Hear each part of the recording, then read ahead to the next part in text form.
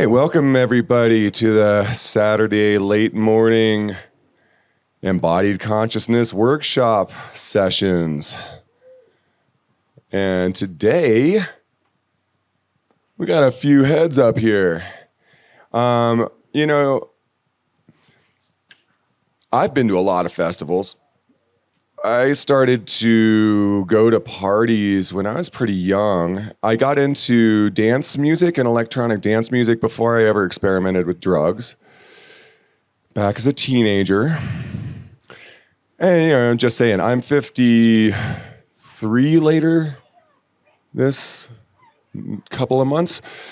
And I started partying at a pretty young age. And so, in a sense, I've had a lot of positive and a lot of negative experiences going to festivals and parties. And generally, I think one of the things that a really close associate, Dr. Blue, Norman Katz, PhD, he's an amazing psychologist, I think. Jerry, you were a pretty good associate with Blue, weren't you? You're my boy, Blue! Give it up. We love some Dr. Blue in this house. Anyway, he was just reminding me at one point that a lot of this lifestyle ultimately the festival lifestyle is either sustainable or not. And what makes it sustainable? What makes it unsustainable? And those beautiful glimpses into the insights of the mystic qualities of the universe when we hear music that absolutely opens our hearts and minds up. When we learn things that just like push our abilities to higher levels, we often experience a form of dendritic growth in our brain that's called inspiration. And it creates curiosity in our lives, and this is a real healthy thing to have. That's called neuroplasticity, folks. And but the problem is we go back home, and how many people keep that neuroplasticity up? Like how many people pound those new dendrites in, with neural annealing techniques to make those new networks of curiosity and, happiness for that matter. How do we pound that stuff into the nervous system so that our neurons fire towards these more, copacetically awesome vibrations of experience in life? A part of it is obviously we live in a society that is very unsupportive of tribal, cultural, spiritually advancing experiences that are basically where people, like the old church would have said, we're talking to God, and that's illegal. So it's not illegal anymore. We just have a bunch of strange people that don't understand that we're all God and goddess, and they haven't figured that out yet. So, how do we bring that God and goddess consciousness into our daily life and actually maintain a positive attitude? So that's kind of, I wanted to just kind of lay that down.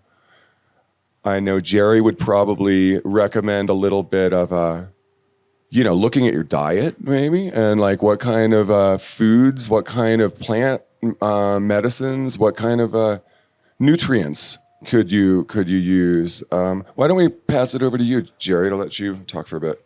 Thank you, Avery. Yes, I have a couple ideas about that. Health starts in the gut and in the mind. So, and that's also where disease starts. And depending on what you see as medicine or poison, what you're taught to see as medicine or poison, will influence, how you approach your healing. I did want to just touch on the neuroplasticity part. So what they have shown in studies is that the mechanism that helps you balance in your brain it's a correcting mechanism. I won't go into all the details, but what they found is that when you're balancing your brain becomes more plastic because it's trying to correct itself and this applies to both moving meditation practices, qigong, yoga, etc. But it also applies to dancing as well. And so it's really important what neural pathways that you're forming or enforcing through the thoughts that you're having while you're dancing and while you're while you're engaging in these moving meditations. And so, when we think about how we can bring that neuroplasticity into our everyday consciousness, we can look at what practices we're doing, how we're talking to ourselves, especially as we're balancing. So if you're doing yoga and you're talking shit to yourself, oh, I'm never going to get this, then you're never going to get it because that's the pathway that you're reinforcing in your brain. Same thing, with dancing,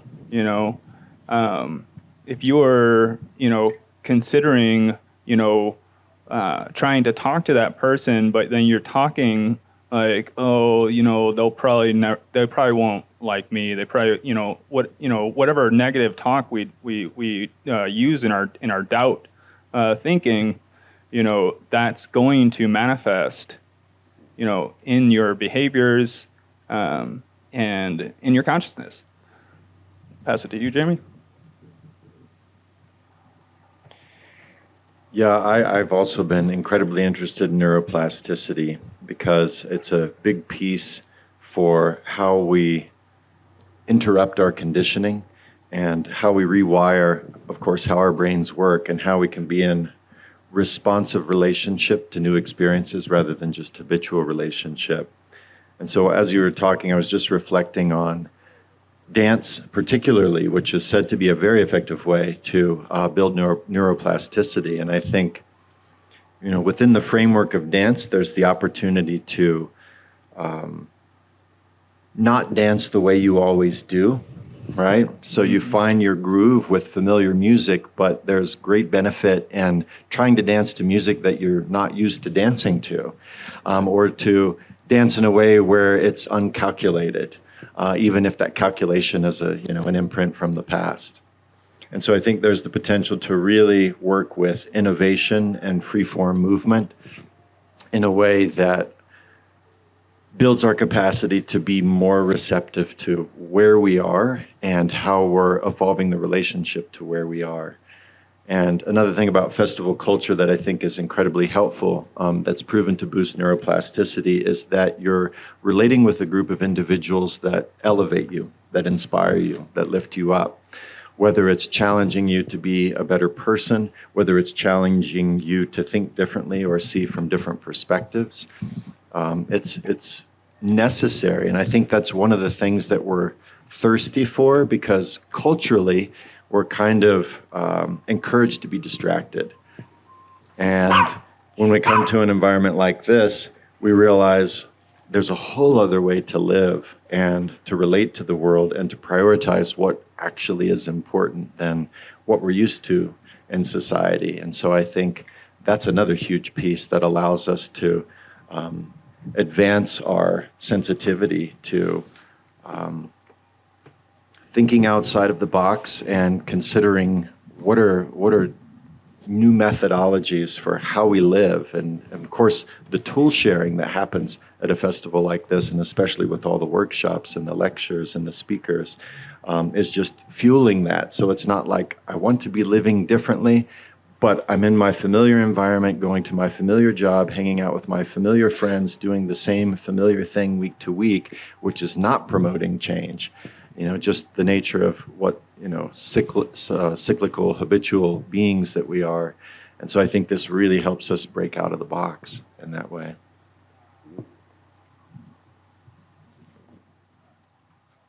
Yeah, I think I'll speak momentarily to the idea of getting familiar to your surroundings. And this is one of the reasons that it's so exciting to go traveling or to go to a festival and meet new people, hear new ideas.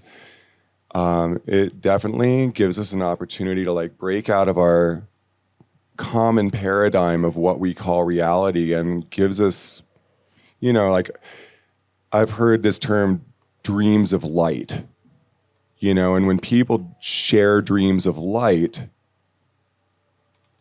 it makes the world more beautiful. And so, the thing about being familiar with something is that it's mundane, and so how do you bring that sense of, well, gosh, I have a dream of light that I'm bringing into this mundane experience of daily routine. Maybe on some level I'm talking about kind of doing something in your life that actually kind of really fulfills your happiness, your sense of, for me, there was a period of my life where I was seeking happiness in things other than myself. I was seeking it in my culture. I was seeking it in my partners. I was seeking for happiness somewhere out there. And went through an experience that really shook me up, and I realized, actually, happiness comes from stillness.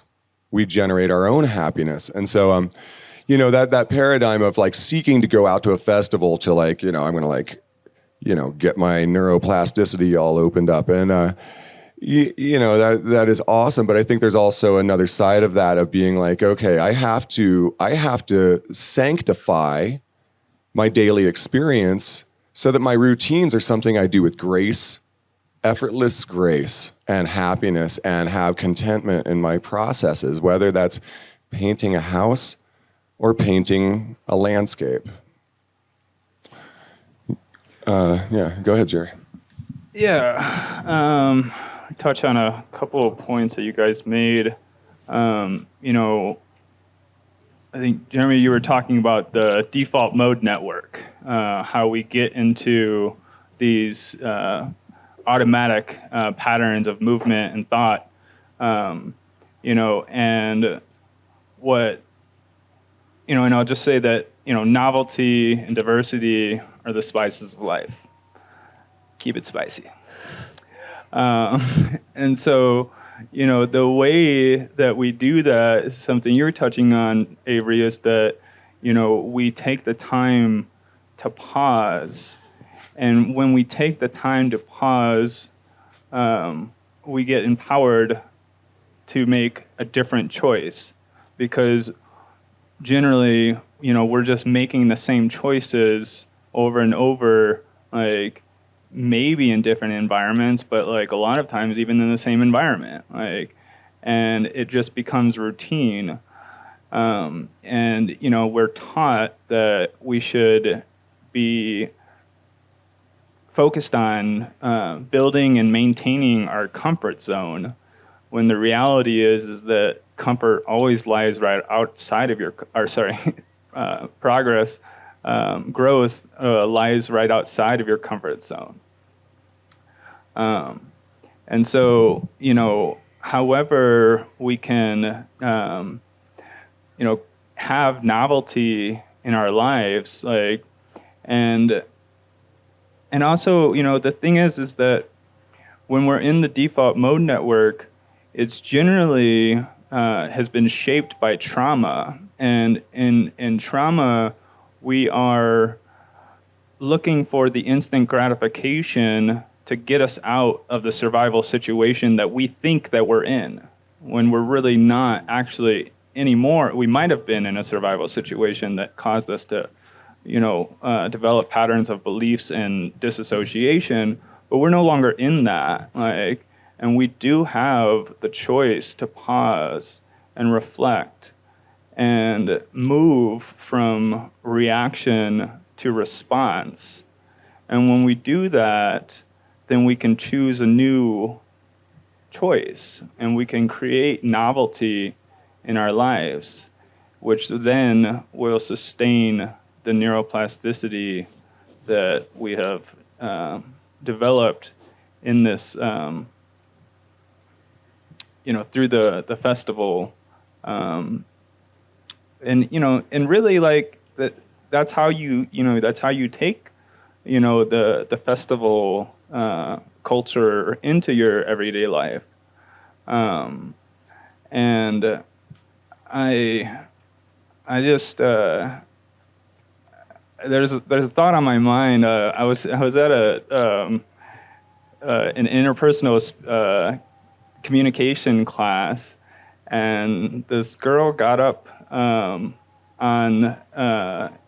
front of the class and was going to give a talk on rave culture, and her description was that it's like, where people go to festivals, take drugs, and have fun, listen to music and dance and stuff, and I asked her a simple question: what is plur, and she couldn't answer it. And so I think that's really important to understand that a culture has values and beliefs, and peace, love, unity, and respect are values, that you can't talk about a culture without talking about the values that the culture upholds and the belief systems, so yeah, that's all. I was going to interrupt you because you dropped a word that is not familiar to me, and it might be that way for any others. Plur? Plur? What? Plur, it's P is peace, L is love, U is unity, R is respect. And that was the foundation of rave culture, or it used to be. And, I think that's kind of what we're talking about here is, having an actual culture. There was a point in time some years ago where I saw the absence of plur, like the fading of plur, and I was like, and it was like the younger generation that was coming into the festival culture, and I was like, what happened? Were we bad teachers, right? Did we not do our job of educating those that were coming in? And I think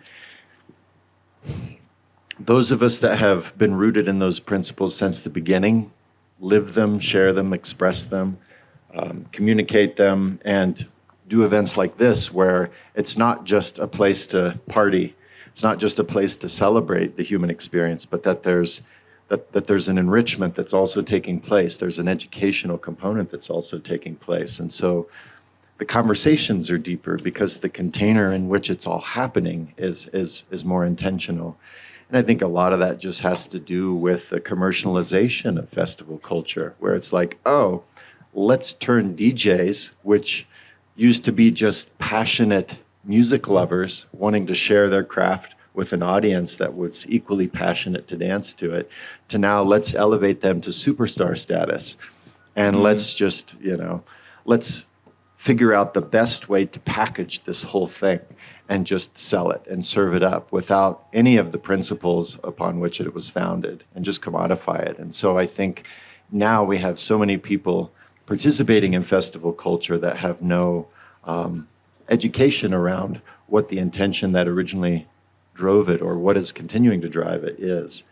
And I think that's just the nature of what happens ultimately. I think that's why we continue to shoulder the responsibility of having events like this where people can actually get inspired. It's not just like, oh, I finally heard one of my favorite artists while he was on a stage lifted, 15 feet above the audience with, massive lighting, which is all fantastic and beautiful.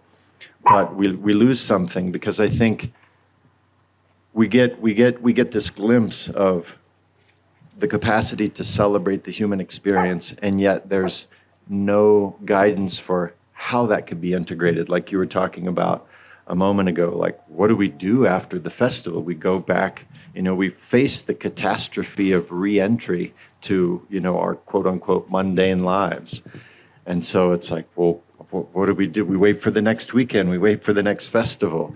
right? And so I think something like this is that it helps us anchor what it is that we're accessing here and recognizing collectively like, oh, what we're actually trying to do is what we've always tried to do, which is build a social system founded on compassionate and kind principles toward one another that can allow for this place of not only authentic communication, but knowledge sharing and empowering people with tools through yoga, qigong, mindfulness practices, whatever they may be, so that we know what to do when we get home. Like the work, how do we carry the work forward? Well, a word that I've been sitting with a lot lately, which I think I mentioned earlier, is interruption. I think one of the greatest things that festivals offer us is an interruption. Interruption in the default mode network, interruption in just seeing life the same way day to day and realizing, wait, there is a different possibility here. Yeah, Dr. Blue spoke a lot about interruption, but actually it was Bob Grove, who was one of the first guys in the U.S. to start working with brainwave entrainment systems. Robert Grove. What he was pointing out, pattern interrupt is the word he uses. So basically the same thing. Pattern interrupt is when you get out of the rut of your routine consciousness thing, and you know, like one example Dr. Blue would say is call your coffee beans something different. Instead of calling it coffee, call it bean juice, I think is what he used to say. And call things different things, name things different names so that it's not so familiar. It's just like, oh, my morning coffee, or my get ready for reality routine so I can cope with reality or whatever. We all have those like completely ingrained processes, and that's part of neuroplasticity development. Is you have to challenge the ruts, and you have to it's hard work, guys. I think you all know that, but it's not easy. Once you've done it for enough years, you can sustain pulling your energy out of a mood dive, but I still definitely have my depressive dives where, it's just painful to be in this world sometimes, especially as an empath. But I think for pretty much all of us, like we were talking about trauma earlier, and trauma isn't, something that's just our own personal experience, in this human form. In this lifetime, we're talking about trauma from our ancestors. We're talking about our grandmothers passing down cellular memory of trauma that's been existing in generations and generations of culture, of traumatized culture. And, but that being said, when we begin to empower ourselves in new cycles, in cycles of what we want to do, say it's morning meditation, by empowering that process and being like, okay, every morning instead of coffee, I'm going to meditate. Whatever that process is for you, we're ultimately kind of tackling our despondent, egocentric self-pity at that point and being like, okay, yeah, poor me, but I'm not the only one that's suffering. I've got to start thinking differently, as it were. In that case, I'm talking about depression or pulling yourself out of a real negative loop, which a lot of us have experienced. At any rate, so I just wanted to kind of point out, okay, so I think the main point I was talking about is pattern interrupt. Mm-hmm. Yeah, the thing about pattern interruption and trauma is that, trauma is actually the first pattern interrupt. Because we actually, we have a way that our, neurochemistry and our sympathetic and parasympathetic nervous systems work together naturally, and this can be passed down from intergenerational trauma, but it can also be disrupted in our lifetime. And the thing about trauma and pattern interruption is that, we kind of have to work backwards and see that, there was a pattern interruption, a disruption to our nervous system that caused us to disassociate in certain patterns, whether that be ruminating on the past, depression, or worried about the future, anxiety. We all have these different ways of disassociating and these different belief systems that become the default mode network and leave us feeling disconnected from ourselves and from others, because when we're not in the present moment, because we're in the future or the past disassociated, then we can't allow for our emotions, energy, and motion to flow. And then, and back to Jeremy's point was that, like, the way that festival culture has been commoditized is just that. It's commoditizing the disconnection between people, between the artists, and between the people, and just even like between the festival goers, like, who's got the coolest gear on, who's got the headiest piece, like, and these are all ways to do the same thing that capitalism is based on, which is consumerism. Like, so you tell them what's wrong with them, and then you give them the solution. And so that's the way that our trauma is commoditized against us. We're being put in a survival state that makes us reach for instant gratification, and then given that instant gratification. And again, that's what it brings us back to the pause that allows us to reflect and empower ourselves with new choice, novel choice.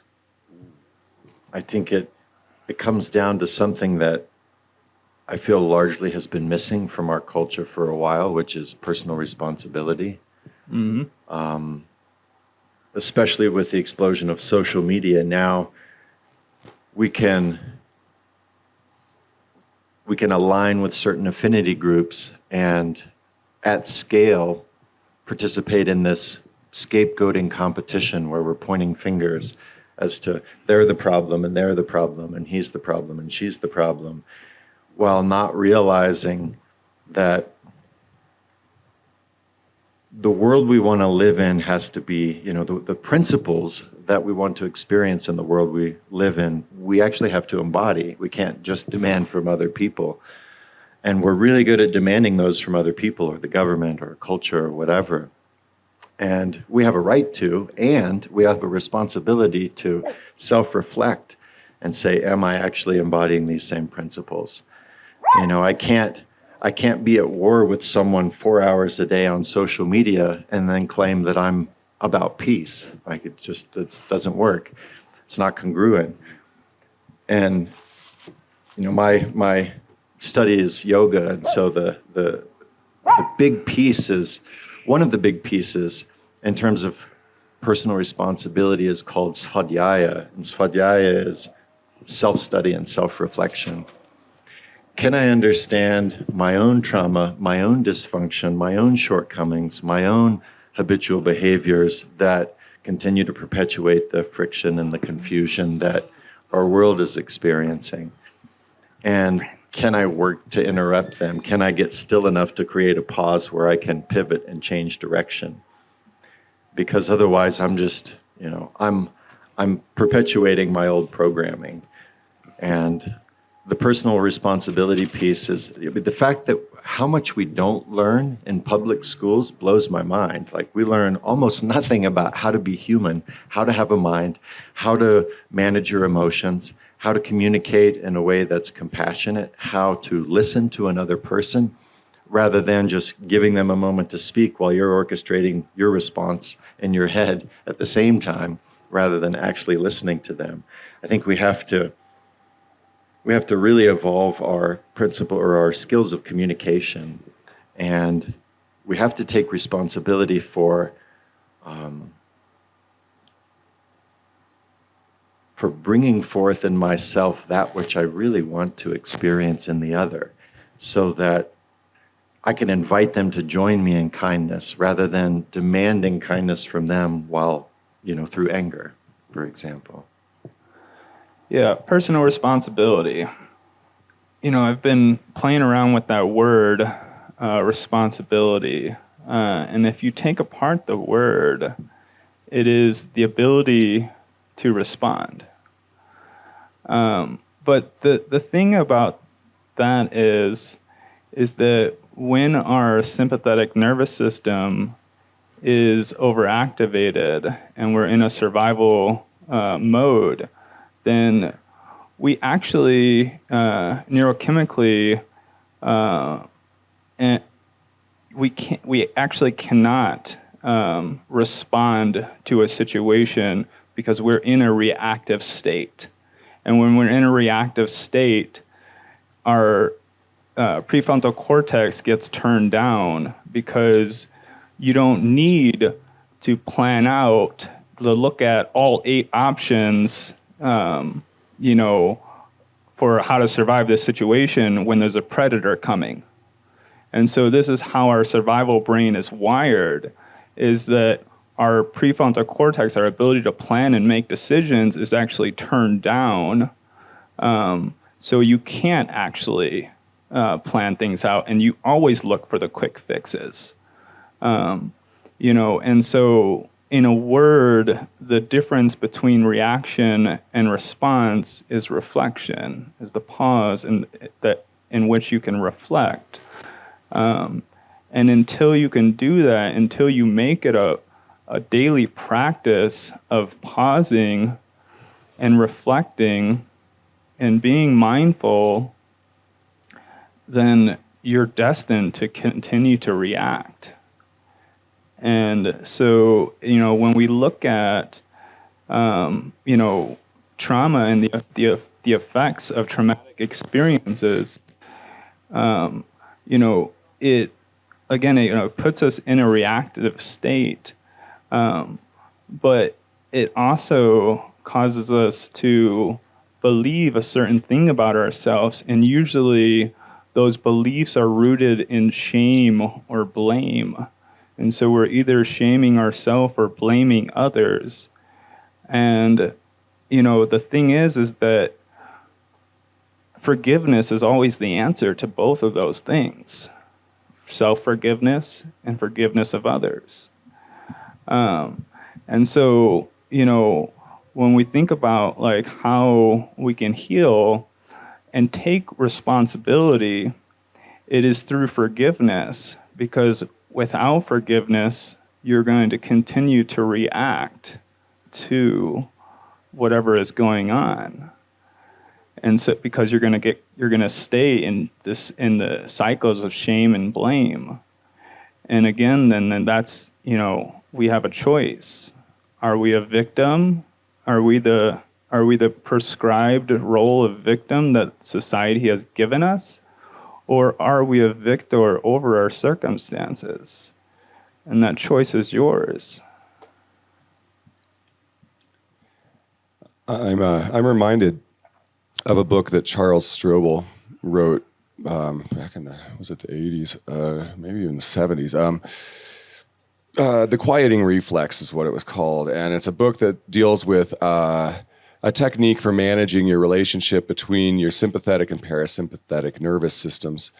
And it's like a super simple process. You basically like go through life whenever there's something that comes up, and there's going to be something that's going to come up that's going to stress you out. Look at the thing, compare it to basically infinity. Kind of imagine yourself as what you really are on this planet, as a tiny little organism. And then, kind of wonder momentarily, is my stress right now really like that big of a deal? Take a few deep breaths, and within 10 seconds, there's a technique, just literally shut down the fight or flight reactive response. So there's like all sorts of interesting techniques out there that you can use for actually when you're in fight or flight for too long, when your sympathetic nervous system is just completely maxed, which a lot of us it is. It's either like maxed out by fear of government, by fear of war, by propaganda, by false information in elementary school, by angry parents that don't know how to be nice. How many lists of things are there for us to go into fight or flight? We're almost inundated with opportunities to over trigger our sympathetic nervous system in this world. And whether that's intentional or not, it might just be a state of the ending of the Kali Yuga here, that we're like, literally been, 13 some thousand years or almost that long of, going through a decaying phase of, degeneration.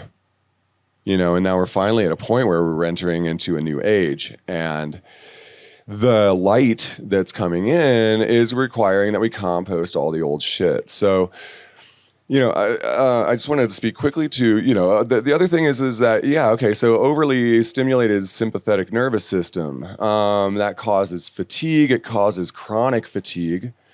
It force ejects cortisol and adrenaline into your bloodstream.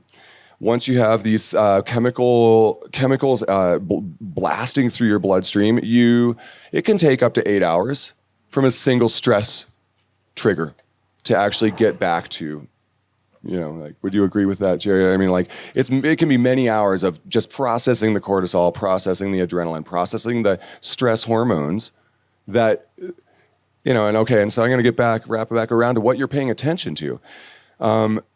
Do you need to pay attention? If you disagree with some politician, do you need to ruin your life by listening to all the propaganda? I don't even, I'm sorry, I don't listen to the news. I won't. Don't apologize. I won't even fucking ruin my heart with that propaganda. And I want to know what's going on in the world, but I don't need to be programmed to be more have less parasympathetic compassion for other people and to be afraid of Muslims or whatever. I don't need this goddamn bullshit. Excuse me. I mean, I'm going to say fuck the president right now, but in the end, it's like, I can't fuck him. There's nothing I can do to fuck him. I can't hurt him. The only thing he can do is hurt me with having a really shitty attitude and trying to make me upset, and you can just see just that little bit of, I didn't go into fight or flight there, but just thinking about the fucking asshole, that racist piece of shit that's in the White House right now. Fucking scumbag sexist slime. He's a sexist piece of shit. And, and that upsets anybody that feels like I do. There might be people here who like Trump, and I'm sorry, guys. I fucking hate his guts. But I don't really like a lot of American presidents in general. Don't get me wrong. I don't really like the Democrats all that much, but at least they know how to critically think. But this isn't about politics. This is about, basically dealing with our own fight or flight and learning to kind of regulate our own emotions so that when we, I had something happen with my mom triggered me recently. Isn't it amazing how our parents can trigger things that we didn't even know? And I actually got triggered by her, was really nice about it, and then snapped on somebody else later that day. And so, I am obviously not perfecting the skill of, basically suppressing those stress hormones from releasing when something happens that makes me feel hurt, sad, enamored by anxiety. We're all just human, and what some of us use drugs, alcohol as coping mechanisms. Some of us use exercise as coping mechanisms. Yoga is a great coping mechanism, but I've heard people say there's yoga addicts, and I think on some level, yeah. I mean, sure, yeah. If you're seeking bliss, and it's a hell of a lot better than taking some kind of chemical dependent drug in order to feel at peace. Okay, so I'm going to get off my mic here and let somebody else talk about it. Well, I think that actually points to a good facet of what we're talking about, which is sustainability. Like, and so, although quick fixes work in the moment, like they're not sustainable. Like, and I think that when we're talking about festival culture and taking festival culture into the woke world, uh, it needs to be sustainable, and we create sustainable changes through delayed gratification. And so, whenever you can practice delayed gratification, it's a minute, like not even out of your day, to give thanks for that tobacco before you smoke it, like, or give thanks for the food and pause and appreciate the work that it took to get you your food before enjoying it. And I encourage people to set a daily alarm on their phone and just label it mindful minute. You have 1 minute out of your day to be mindful. Like, you just set an alarm, and for 1 minute, you just pay attention to what you're doing. 1 minute. And I promise you that that minute will enhance your life. And so, whatever you're doing, whether it's tying your shoe or, if it's thinking, then it's, letting go of those thoughts and focusing on the breath. Like, if it's eating, like, we're tasting each bite. But, these little practices, can make big differences if they're consistent. One of my yoga teachers says that our minds are composed of two things: content and momentum. Right? The content being, of course, the thoughts that we hold, the memories, even fantasies, imagination, and perhaps most importantly, all of the imprints and impressions from past experiences that shape our conditioning, which our conditioning shapes every single thing about us. Not just how we feel, but how we look at the world, what we believe, our behaviors, habits, actions, choices. And I think that this idea of converting the idea of festival to restival, that you spoke, that you came up with. I think you came up with this, Avery, or at least you were the one who introduced it to me. You said, I really want this to be a restival more than a festival. Not negating the amplified joy that we can experience at a festival, but that there's a self-restoration that's taking place at the same time, that we're not here to deplete ourselves and then go back to a world that's going to continue demanding an excessive amount of things from us, but that we can actually be restored physically, mentally, learn new tools for being healthy, self-management, self-regulation. And I feel like a lot of this change that we're talking about here is the result of overstimulation. And because it has a very, very dramatic impact on our mind and our ability to process sensory information. And the more overstimulated we are, the more we exist in a beta brainwave state, the more we're reactive, the more we carry stress, the more we perpetuate that stress, and the more our behaviors are an expression of that stress. And what we really need, sometimes I try to sum it up, when I'm teaching in a yoga workshop or something, I say, I think the answer is parasympathetic response. We have to create the space to relax. We have to create the space to slow down, because when we're in sympathetic response, we're way more likely, in fact, I would even argue nearly 100% guaranteed to just be in a state of reactivity, where there is no capacity to pause, there's no capacity to interrupt. And the more we slow down, whether it's through breath, whether it's through mindfulness, set an alarm once a day to be mindful for 1 minute. It's one of the most important things you could do in your entire day. And when you're ready, set it for twice a day and then 3 times a day, and etc. But it's the parasympathetic response that allows the nervous system to process incoming information in a different way so that we could actually have a different response. And we have to slow down in order to do it. It's much harder, I would say, and you could share your thoughts on it. My understanding is it's much harder to create change in a sympathetic reactive state than it is in a relaxed state. The more relaxed you are, the more malleable the brain, the greater your capacity to incite a new behavior, to stop long enough to get clear, what is my intention, or at least reflect on the question, what makes sense and how to respond, right? And then go from that place. But if we're not good at slowing down, if we don't have the capacity to stop, it's going to be nearly impossible to make that change. And certainly much more difficult in that moment of adversity or challenge than in a moment where we're just sitting on our cushion and starting to build the tools there. Yeah, I would say basically impossible. Yeah, because it's the whole reason our sympathetic nervous system works the way it does.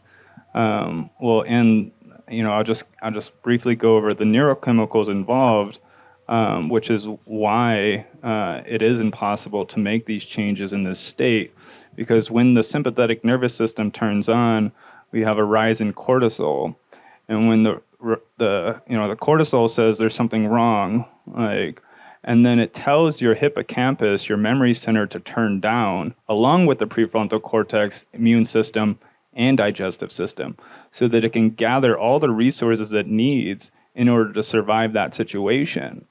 Now, once this happens, the memory center is turned down, then the cortisol activates norepinephrine, which says, stay alert, stay awake, let's figure this out. Then, whether the stressor is, and we're talking about when we were actually surviving, whether the stressor was the sun was going down, or, you just saw some tracks of a predator, or you haven't eaten in 3 days, the cortisol is the same. It just says there's something wrong here. And then, memory center turns down, norepinephrine, stay alert. Now, once you have your goal, then the dopamine comes online and says, get to the goal, get to the goal. So you see the cave that is safe, so you go cave. So dopamine is the motivation towards pleasure or away from pain. So then once you get to the cave, or you get to your safe space, you get to the fruit or whatever, then serotonin rises and says, okay, we've accomplished our goal. We can relax now. That tells the cortisol to turn off. The hippocampus memory center turns back on, and now you just consolidate a memory, which will be further consolidated in sleep, but you just made a memory of how to survive in that situation, so therefore you can do it quicker the next time. And so, to your point, no, it's impossible, because you don't need to be learning a new memory about how pretty that flower is or how good it smells when you need to get away from the saber-toothed tiger. And now we're always being told that there's saber-toothed tigers chasing us, through media, whether it's be afraid of the murderer next door, or the virus, or the terrorists, whatever it is, be afraid. And then, the next commercial, antidepressant, or a big juicy burger, or a new gadget. So they're programming you to think about what's wrong with you, and then they give you the answer, the quick fix. And so they're manipulating your survival response. And again, the choice to be a victim or a victor is yours, and exists in the pause. And it allows you to reflect and empower yourself and others. Hold on. Save questions for a little later. There's a little bit of a stream of thought here. Well, listen, I'm not sure I totally agree in one sense with you guys. I talked a lot to Norman Katz, about the concept of this festival for 5 or 6 years. He called it the Party for Your Soul. And the idea was that through this process, we're stimulating the heck out of both the sympathetic and the parasympathetic systems. And in fact, we're driving the sympathetic and parasympathetic systems to their max day in and day out for many, many days in a row. And so there's something that happens in the process of, as you called it, creating a memory, that can also catalyze, by basically forcing your sympathetic and parasympathetic systems to wake up with each other. And the way Norman would do this is he would get up in front of a crowd of people at a festival and basically have them all lay down, kind of go into a mild nidra state of just like borderline deeper, almost, get down there to your theta frequencies, your lower alpha brain waves. And then he'd throw on a psychedelic trance track, and he'd have everybody jump up in the crowd for 5 minutes and just freaking jump up and down and go all crazy and get all sympathetic, and then go back to this parasympathetic, complete relaxation, and he would go back and forth a few times. Right. And I just bring this up because it's an interesting kind of innovation on how to be adaptive with our nervous system and kind of get that neural annealing that we're wanting to get, where we pound in those curiosity dendrites into our experience of our everyday life. Right. Yeah, and the idea with those exercises is that you are consciously directing the balance between the parasympathetic and the sympathetic nervous system. And so, in my work, I'll have people, do the breath of fire first and activate themselves, and then do a slower breath work, and go back and forth so that they know that they have the choice to get out of the sympathetic nervous system. And so, because the thing is that the parasympathetic and sympathetic nervous systems, they balance. They're designed to balance each other out, and so the thing that trauma does is it just puts us more in a sympathetic nervous system response, and an interesting thing is actually, if you turn on the sympathetic nervous system enough, the body will mind-body will naturally put the brakes on and turn on the parasympathetic nervous system in order, and that's kind of the, it can be like the freeze or fawn response to, because fight or flight would be sympathetic, but your sympathetic nervous system becomes so overactivated that the parasympathetic nervous system will do that in order to protect yourself and protect yourself from toxicity, because it's going to be there's going to be too much glutamate happening, which will eventually burn out the receptors, and so. Yeah, I think it's an important point to point out is that we can, and that was the point, was to what I forgot what you said, but yeah, activate both at the same time, so that you can see that this is a choice that you have. Yeah, I totally agree, because what we're building is vagal tonality so that we have a greater ability to shift between activation and rest, because I think that's what we've lost.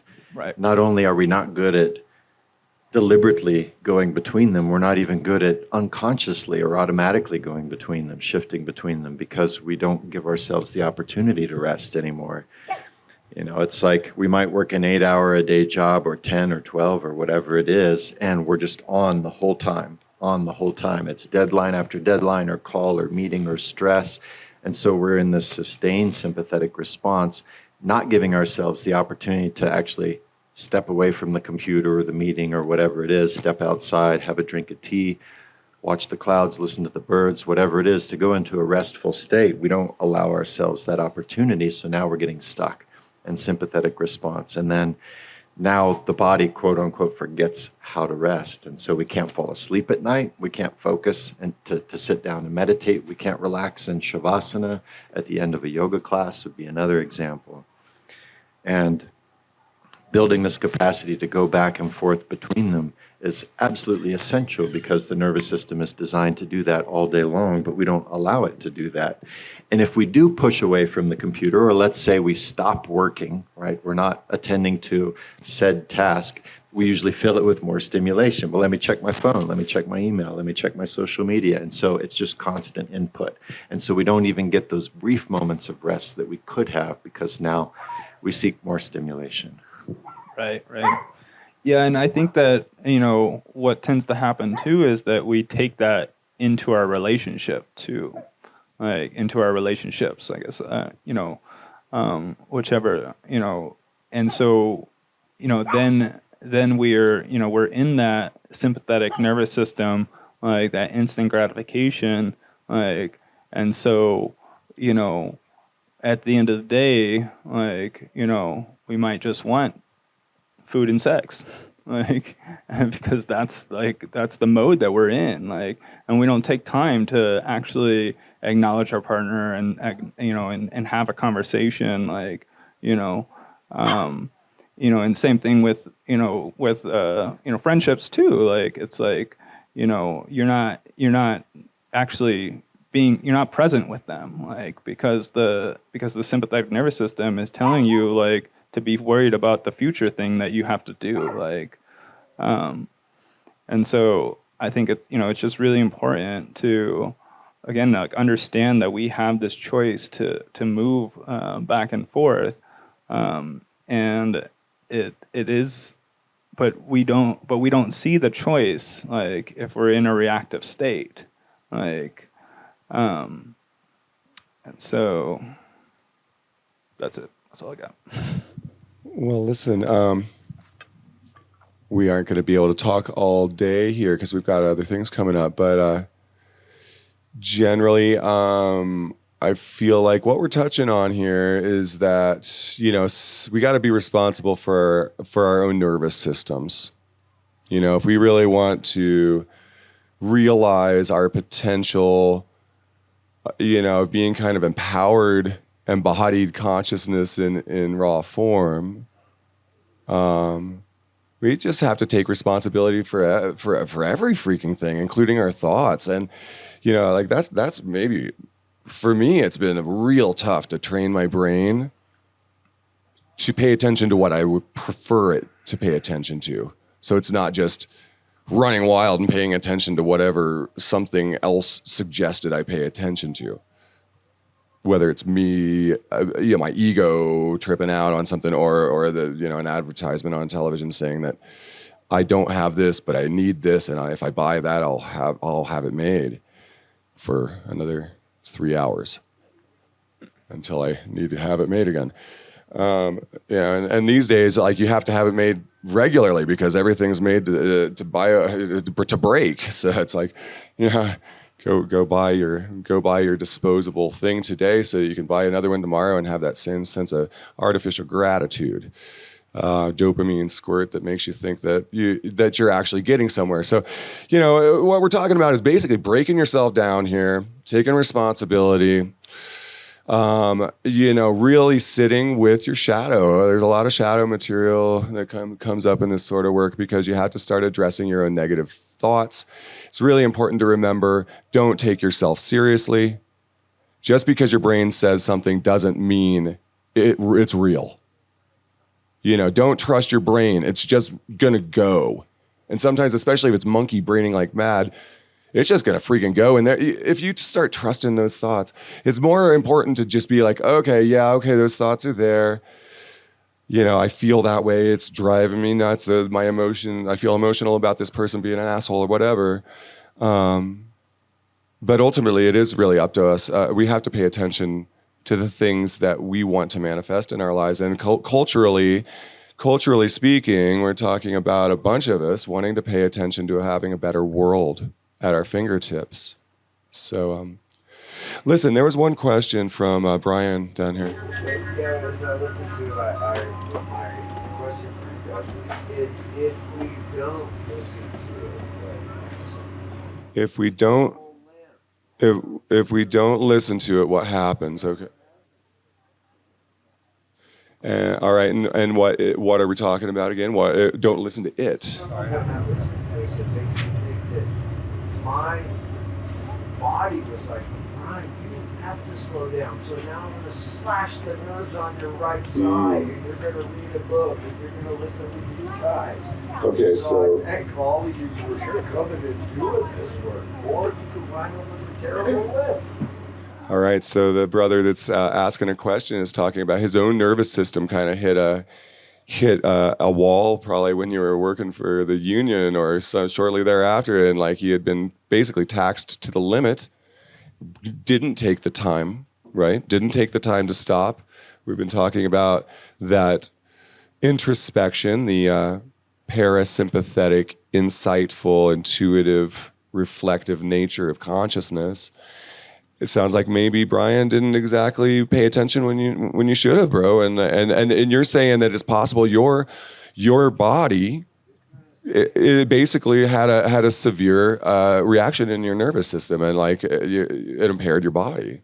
So, I mean, I personally do think that that we have to make these choices in our lives. It doesn't mean that it's too late, Brian. I mean, you could actually probably get some specific kind of training and get your nervous system back in alignment with the right kind of healing, and the right kind of psychology, just kind of I call it inner cosmology. When you actually balance the inner elements of your like body and your spirit and your soul all together, your inner cosmology has communication, whether you want to, call it your ego talking to your higher self or, whatever you want to call it. There are so many aspects of our own personalities. You don't have to call it multiple personality disorder because we're all basically have multiple personalities.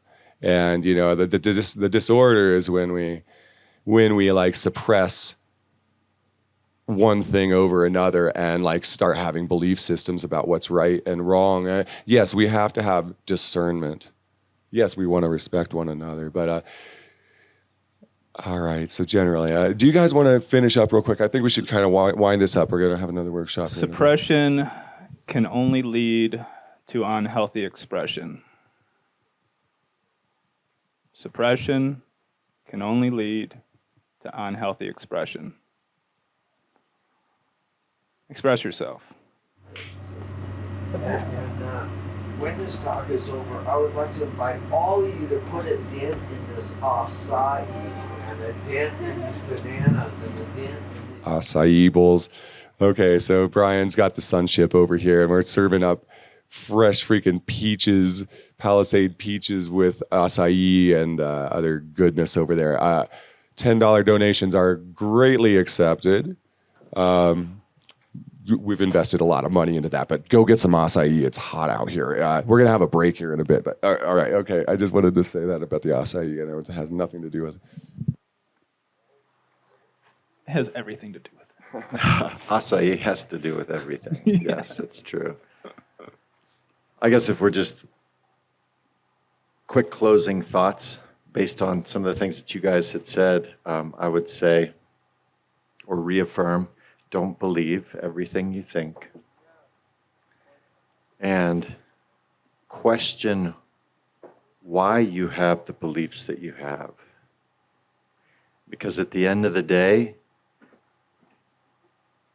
what most separates us is our beliefs.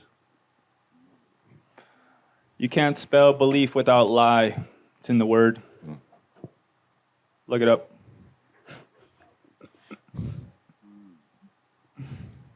Yeah, and that gets back to what we pay attention to. Yeah. So I propose that everybody here pay attention to, I don't know, having a good time, maybe. We're going to do a drum jam next with Ed Head, bringing it in. And thank you all so much for holding space for this. One last thing for Jerry. Real quick, I would like to just share a very simple, fast way of activating the parasympathetic nervous system. If you all become aware of your breath, notice how you're inhaling, notice how you're exhaling, and start to extend the exhales a little longer than the inhales. And while you extend the exhales longer than the inhales, become aware of your left thumb and your right palm. Left thumb, right palm. Left thumb, right palm. And find yourself bringing your left thumb and your right palm together and wrap your fingers around your left thumb and squeeze until you start to feel a pulse. And you can notice that as you start to feel the pulse, you can also notice your heartbeat. And as you notice the pulse in your thumb aligning with your heartbeat, take 2 breaths in, hold, and slow exhale through the mouth as if blowing bubbles into your favorite drink.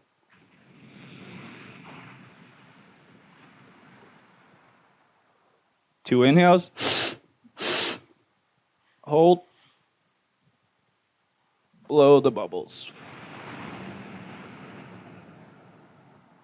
Once more, inhale, hold, blow the bubbles. Try to go as slow as possible, blow as many bubbles as you can. There you go.